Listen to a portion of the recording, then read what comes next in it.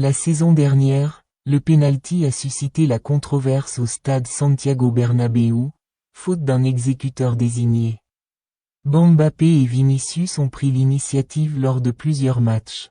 Cependant, à l'approche de la fin de la saison dernière, la star française est devenue la favorite, ce qui a été officiellement confirmé par Xavi Alonso, qui n'a pas tardé à clarifier les modalités.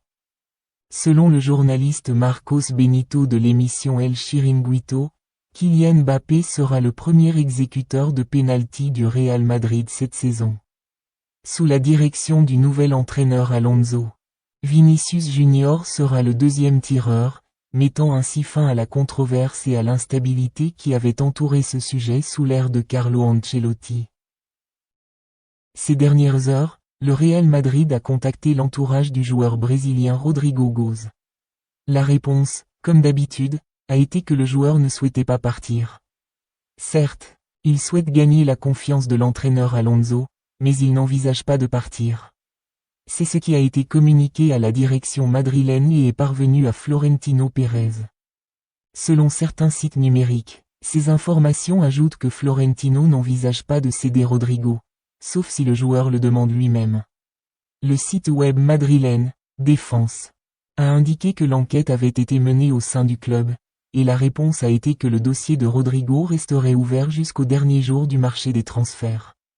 Bien que le joueur répète, en public comme en privé, son objectif est de continuer au Real Madrid, chacun sait que sa situation pourrait changer à tout moment. Au cœur de ce dossier complexe se trouve également le cas de Vinicius, qui refuse pour l'instant de renouveler son contrat, souhaitant de meilleures conditions. C'est pourquoi Rodrigo et son entourage ne se précipitent pas pour prendre une décision, même s'ils sont attentifs à l'intérêt de certains clubs qui l'ont contacté. Si Vinicius persiste à refuser de prolonger et n'améliore pas son niveau dans les mois à venir, le Real Madrid pourrait chercher à le vendre à l'été 2026. C'est pourquoi Rodrigo suit la situation de près, car sa position au sein de l'équipe royale pourrait changer radicalement si celle de Vinicius change. Dans le même contexte, le journaliste, expert et spécialiste des actualités des transferts, Fabrizio Romano, a révélé que l'un des principaux objectifs de Manchester City sur le marché des transferts actuels reste de recruter Rodrigo Goes.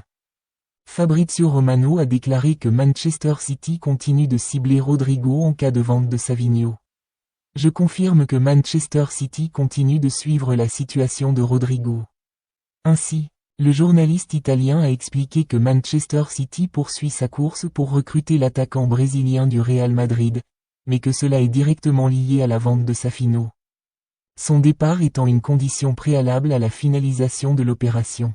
Au fur et à mesure que le marché évolue, nous aurons certainement plus d'informations sur l'avenir de Rodrigo. Notamment compte tenu du vif intérêt de Manchester City. Cependant, la décision finale appartiendra au joueur lui-même, qui devra déterminer son avenir et déterminer s'il est prêt à se lancer dans une nouvelle aventure.